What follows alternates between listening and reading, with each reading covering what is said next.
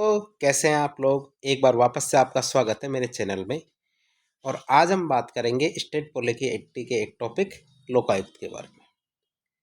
लोकायुक्त के बारे में बात करें तो राजस्थान राज्य में लोकायुक्त की बात करते हैं तो राजस्थान में लोकायुक्त की सिफारिश सबसे पहले किसने की। सिफारिश का मतलब सबसे पहले बताया किसने कि राजस्थान में एक लोकायुक्त होना चाहिए। तो 1963 में एक समिति थी हमारी हरिश्चंद्र माथुर समिति। कौन सी समिति? हरिश्चंद्र माथुर समिति। उसने सबसे पहले कहा कि राजस्थान में लोकायुक्त होना चाहिए, अर्थात राज्य में लोकायुक्त की सिफारिश करने वाली पहली समिति कौन सी थी? हरिश्चंद्र माथुर समिति, जिसने 1963 में कह दिया था कि राज्य में लोकायुक्त की व्यवस्था होनी चाहिए। फिर आया पहला प्रशासनिक सुधार आयोग 1966 में, जिसे कहते थे एडमिनिस्ट्रेटिव रिफॉर्म कमीशन, जिसे ARC भी कहते हैं। तो 1966 में आया। ये हमारे मोरारजी देसाई की अध्यक्षता में था। ये प्रथम प्रशासनिक आयोग के अध्यक्ष कौन थे? महाश्री मोरारजी देसाई, जो आगे चल के क्या होते हैं? भारत के प्रधानमंत्री भी बनेंगे। लेकिन ये इस अध्यक्ष पद से हट जाते हैं और फिर इनकी जगह के हनुमंतिया अध्यक्ष बनते हैं। और फिर ये जो पहला प्रशासनिक सुधार आयोग था, ये भी कहता है कि राज्य के अंदर क्या एक लोकायुक्त नाम की संस्था होनी चाहिए। तो पहली बार सिफारिश तो हमारी हरिश्चंद्र माथुर समिति ने 1963 में की। दूसरी बार 1966 में पहले प्रशासनिक सुधार आयोग था, उसके द्वारा की गई थी। फिर बात करें कि भारत का कौन सा राज्य है जो इसके मामले में आगे रहे। तो भारत में 1970 में उड़ीसा पहला राज्य बना जिसने लोकायुक्त विधेयक पास किया था। कौन सा राज्य? उड़ीसा पहला राज्य बना जिसने क्या किया? लोकायुक्त विधेयक को पास किया था। और महाराष्ट्र उससे भी आगे निकला। 1971 में महाराष्ट्र ने लोकायुक्त विधेयक भी पास किया और लोकायुक्त की नियुक्ति भी कर दी।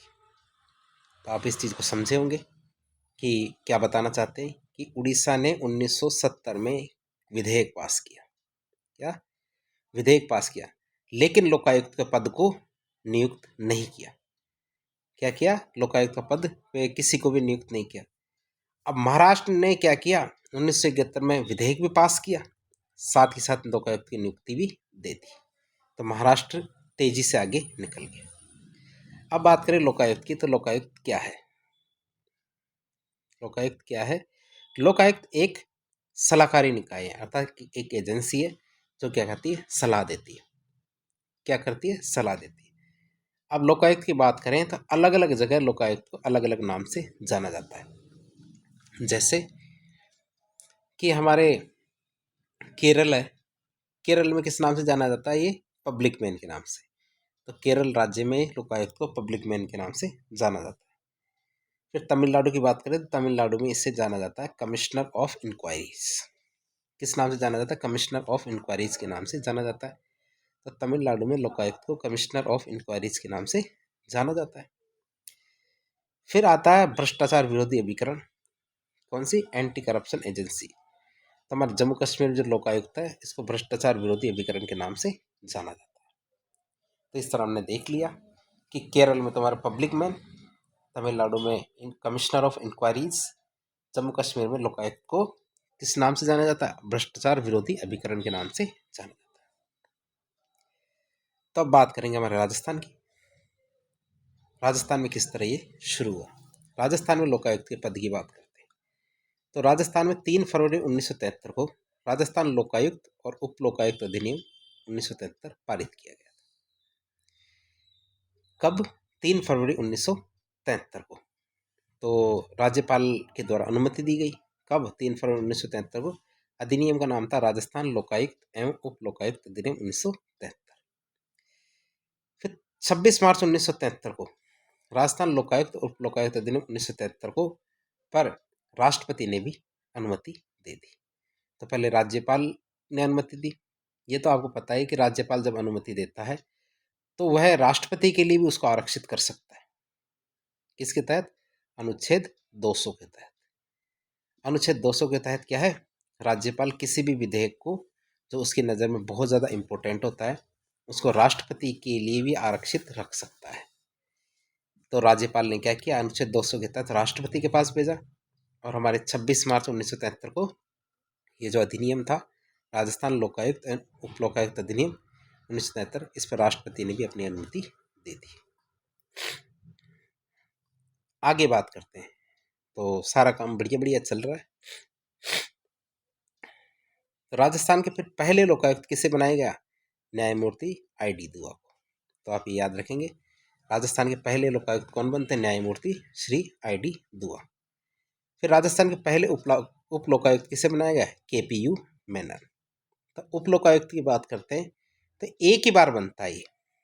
कोई यदि बाहर राजस्थान के अंदर बात करें तो कोई उप लोकायुक्त बना तो वो एक ही बार बना, और वो कौन बने? KPU मेनन। अंतिम भी यही थे, क्योंकि इसके बाद किसी को भी उप लोकायुक्त नहीं बनाया गया। और एकमात्र कौन थे? KPU मेनन। और KPU मेनन कौन थे? राजस्थान के पूर्व मुख्य सचिव रहे हुए। राजस्थान के पूर्व मुख्य सचिव कौन थे? KPU मेनन। तो इन्होंने आखिरी में कह दिया कि मैं ही आखिरी हूँ, मेरे बाद कोई नहीं होगा। तो सबने मान लिया कि भैया ठीक है, एक ही नाम याद करना है हमें। बहुत बढ़िया रहा, अगर ज़्यादा बन जाते तो ज़्यादा या नाम याद करना पड़ता। अब बात करते हैं लोकायुक्त की। तो लोकायुक्त बनने के लिए योग्यता क्या होनी चाहिए? यदि कोई व्यक्ति लोकायुक्त बनना चाहता है या यदि किसी को लोकायुक्त बनाना है तो उसमें क्या योग्यता होनी चाहिए? लोकायुक्त के लिए योग्यता होनी चाहिए कि हाई कोर्ट का वह मुख्य न्यायाधीश के समान होना चाहिए। हाई कोर्ट का जो मुख्य न्यायाधीश होता है उसके समान उसके पास योग्यता होनी चाहिए, या फिर उसके समकक्ष होना चाहिए। तो आप समझ गए, मुख्य न्यायाधीश हाई कोर्ट का, उसकी जितनी योग्यता होती है उसके समकक्ष क्या है, उसके अंदर योग्यता होनी चाहिए। अर्थात लोकायुक्त के लिए योग्यता उच्च न्यायालय के मुख्य न्यायाधीश या किसी भी न्यायाधीश के समान होनी चाहिए। फिर ये हमने योग्यता देख ली। अब बात करते हैं, योग्यता तो पूरी है किसी व्यक्ति में, तो लोकायुक्त की नियुक्ति कैसे की जाएगी?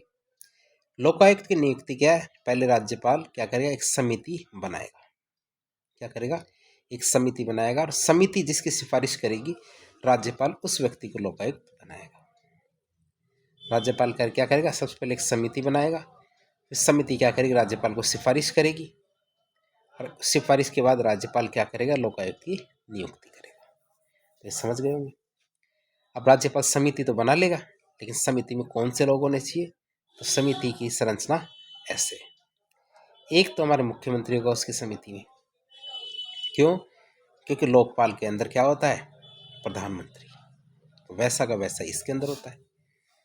दूसरा व्यक्ति कौन होता है? विधानसभा में विपक्ष का नेता है। तो लोकपाल में कौन होगा? लोकसभा में विपक्ष का नेता।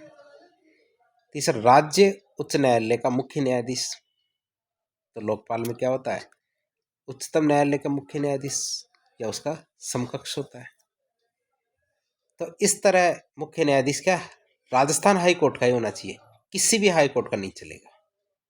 क्या मुख्य न्यायाधीश कहाँ का होना चाहिए? राजस्थान उच्च न्यायालय का ही होना चाहिए, किसी और न्यायालय का नहीं चलेगा मुख्य न्यायाधीश। तो इस तरह हमने देख लिया, लोकायुक्त की नियुक्ति के लिए एक समिति बनाई जाती है राज्यपाल के द्वारा, और उस समिति की सिफारिश पर लोकायुक्त की नियुक्ति राज्यपाल करता है। समिति में 3 लोग होते हैं, मुख्यमंत्री, विधानसभा में विपक्ष का नेता, साथ ही राजस्थान उच्च न्यायालय ना हाई कोर्ट उसका मुख्य न्यायाधीश। अब बात करते हैं, हमने लोकायुक्त की नियुक्ति तो कर दी, अब उसके कार्यकाल की बात करते हैं। तो उसका कार्यकाल कितना होगा?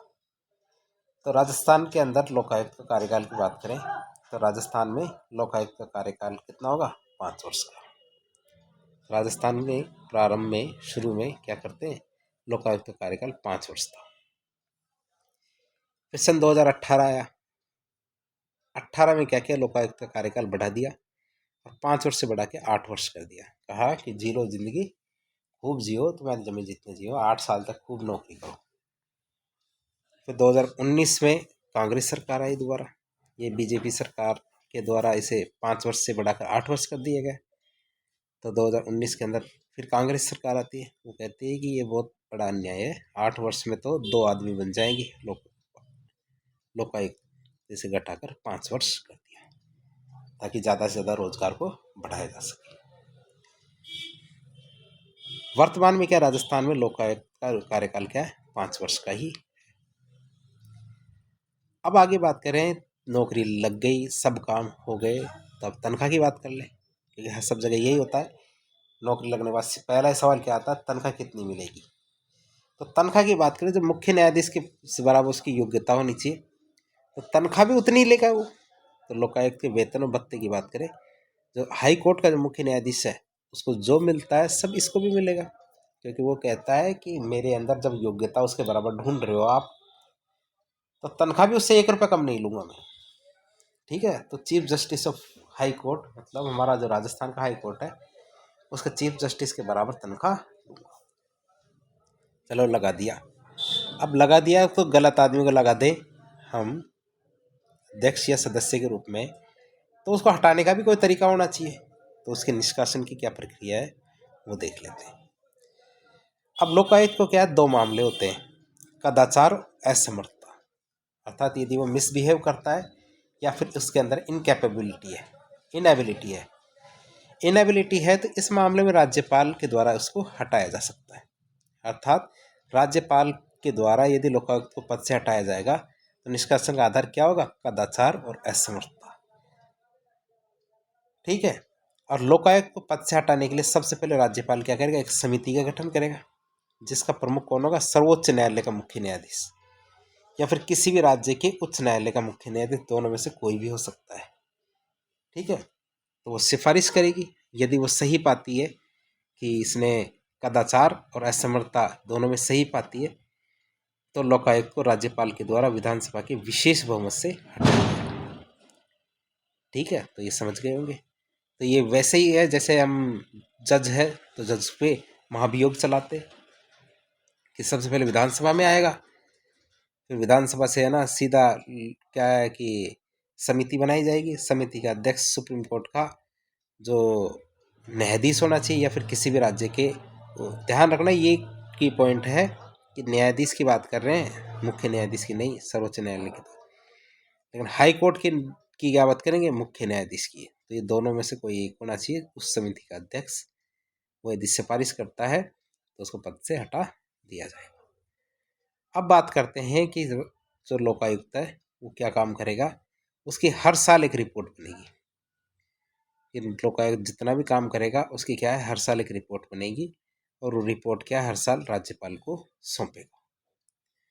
लोकायुक्त क्या करेगा, हर साल अपनी रिपोर्ट को किसको सौंपेगा, राज्यपाल। अब मान लो कि राज्यपाल यदि वो लोकायुक्त यदि बीमार है,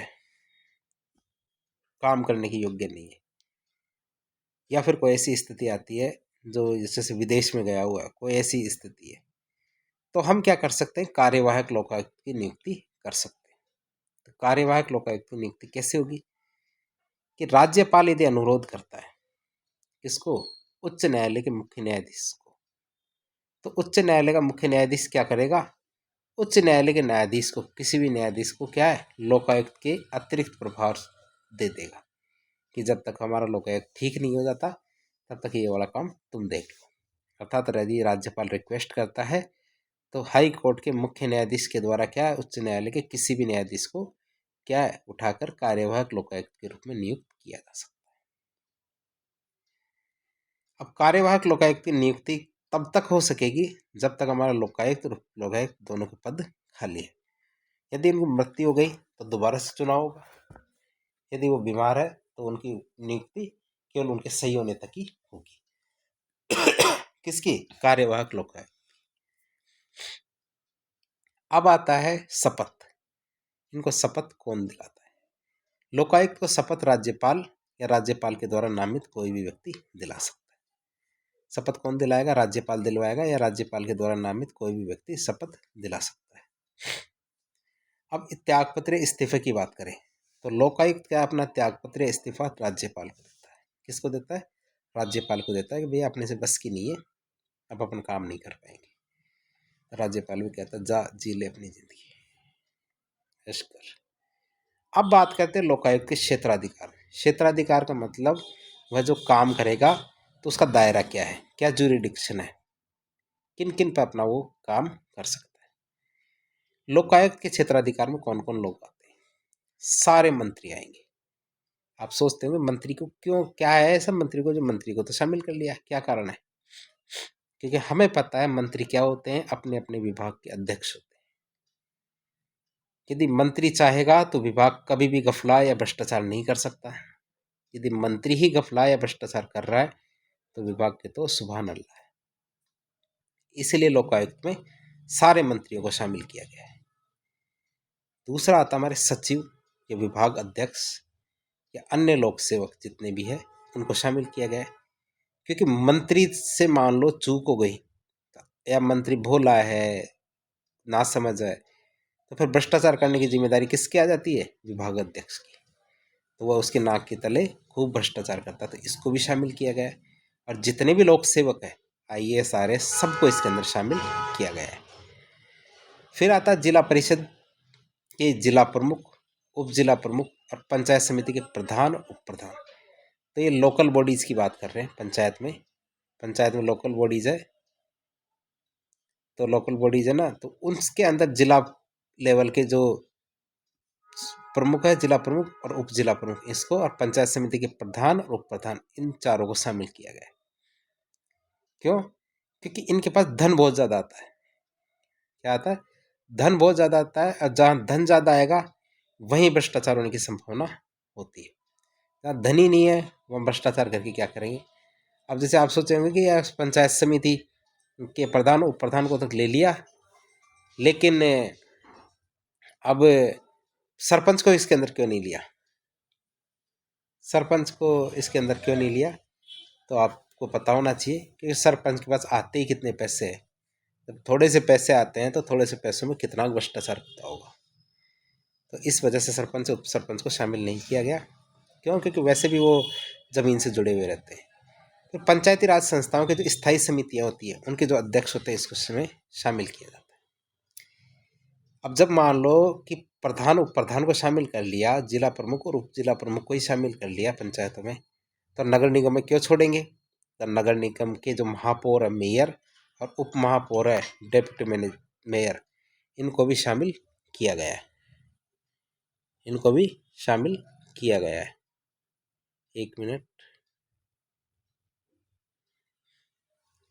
फिर आता है जब पंचायत समिति आती है तो नगर परिषद और नगर पालिका को भी ले लेंगे। नगर परिषद और नगर पालिका दोनों को ले लेंगे। इसका सभापति, उप सभापति और अध्यक्ष उपाध्यक्ष इनको भी शामिल कर लेंगे। तो आप ही याद रखना कि नगर निगम के तो तीनों स्तर, कौन कौन से? नगर निगम हो, नगर परिषद और नगर पालिका, इन सब के हेडों को शामिल करते हैं। लेकिन पंचायत में केवल 2 स्तर है। कौन से? एक तो हमारी जिला परिषद है और एक क्या कहते हैं, पंचायत समिति। इन 2 स्तरों को ही शामिल किया जाता है। तीसरे स्तर अर्थात जो पंचायत होता है उसको शामिल नहीं किया जाता। ठीक है, तो आप ये याद रखना, क्योंकि उनके पास खूब पैसा आता है, तो आप इन सबको याद रखना। जो नगरीय निकाय और शहरी स्थानीय निकाय है, इनकी स्थायी समिति के अध्यक्ष को शामिल किया जाता है इसके अंदर। नगर सुधार न्यास का जो अध्यक्ष होता है अर्थात चेयरपर्सन ऑफ अर्बन इम्प्रूवमेंट, इसको शामिल किया जाता है। सरकारी निगमों और मंडलों के जो अध्यक्ष होते हैं इनको इसके अंदर शामिल किया जाता है।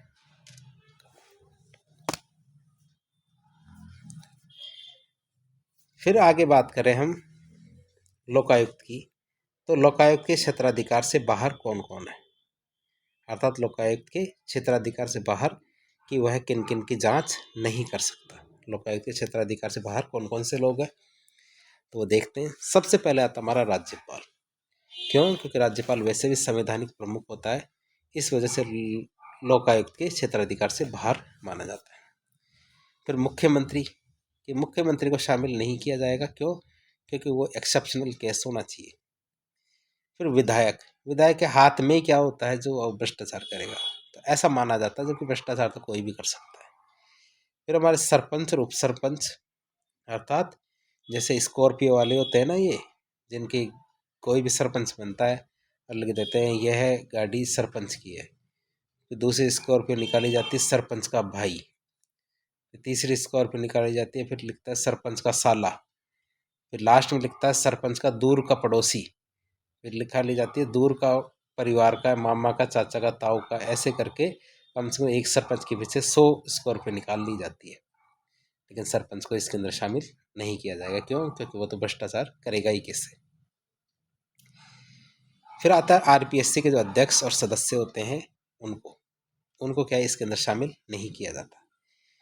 फिर ध्यान से देखिए तो हमारे जो निर्वाचन आयुक्त है, राज्य निर्वाचन आयुक्त और मुख्य निर्वाचन अधिकारी और प्रादेशिक आयुक्त है, इन तीनों को भी इसके अंदर शामिल नहीं करते।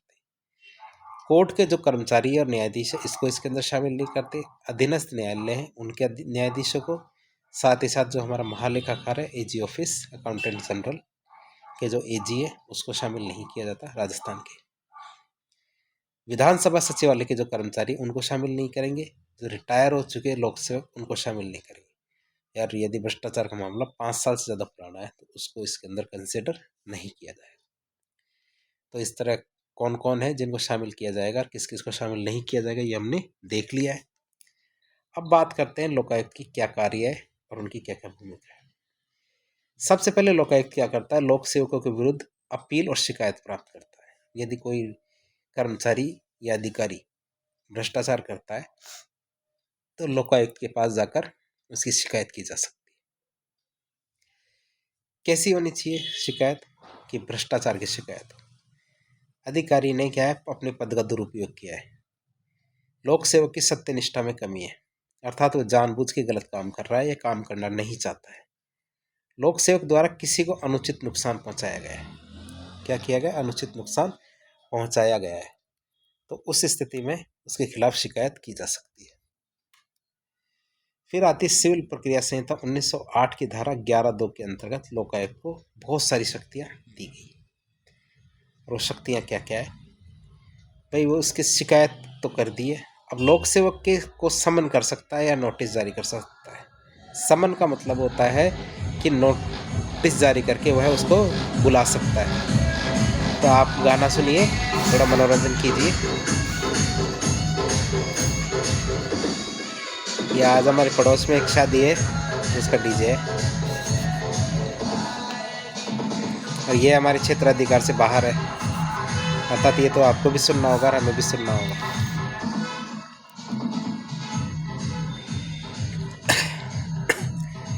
तो हमने समन जारी कर दिया और डीजे को बाहर भेज दिया। आगे बात करते हैं कि लोक सेवक है उसको गवाही के लिए बुलाया जा सकता है।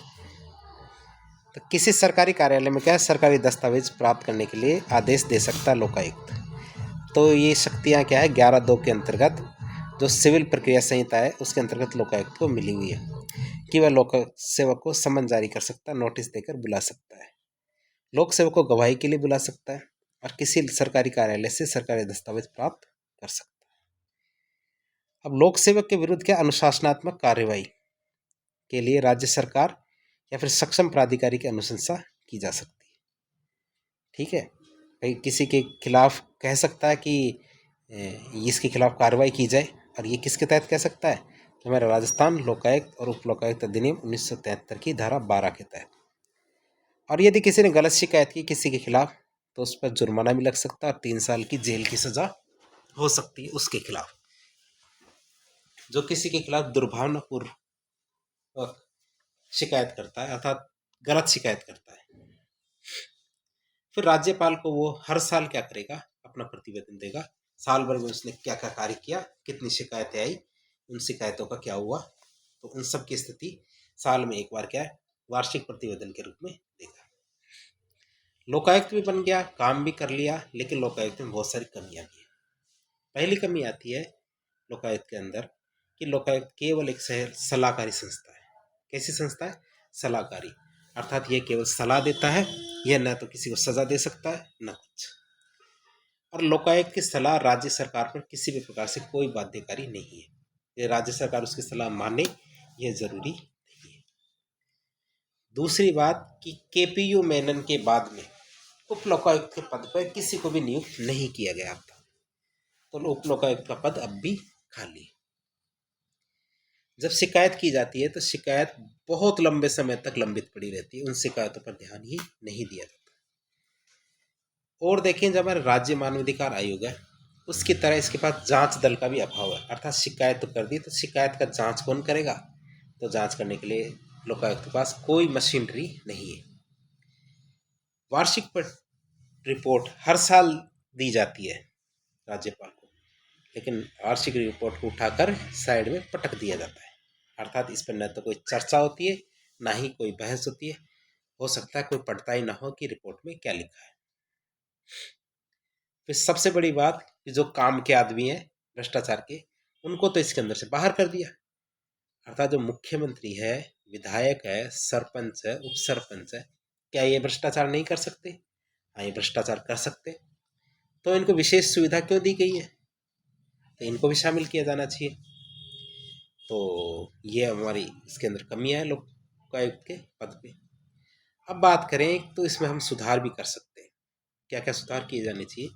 जो लोकायुक्त की सलाह है राज्य सरकार पर बाध्यकारी होनी चाहिए, और ज़्यादातर बाध्यकारी में ना होना, तो राज्य सरकार के द्वारा यदि उनकी सलाह न मानी जाए तो उसका कारण तो बताया जाना चाहिए कि उन्होंने उनकी सलाह को क्यों नहीं माना। फिर लोकायुक्त और उप लोकायुक्त का पद खाली नहीं रहना चाहिए, उनकी समय पर नियुक्ति की जानी चाहिए। मशीनरी भी दी जानी चाहिए उनको। लोकायुक्त के पद पर मशीनरी अच्छी होनी चाहिए, जिससे क्या शिकायतों का समय पर निस्तारण किया जा सके। फिर जो वार्षिक प्रतिवेदन लोकायुक्त देता है उसकी विधानसभा में चर्चा होनी चाहिए, ताकि उसमें और भी सुधार किए जा सके। लोकायुक्त में क्या राज्य मानवाधिकार आयोग की भांति जांच दल होना चाहिए, ठीक है।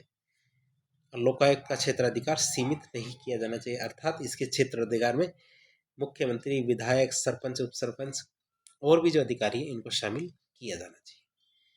तो इस तरह से इसके सुधार हुए। अब इसके लिए एक समिति बनाई गई थी, नरपतमल लोढ़ा समिति। कब? 2014 में नरपतमल लोढ़ा समिति। तो अब बात करें नरपतमल लोढ़ा समिति की, तो लोकायुक्त संस्थान में सुधार के लिए राज्य सरकार ने 2014 में नरपतमल लोढ़ा समिति का गठन किया।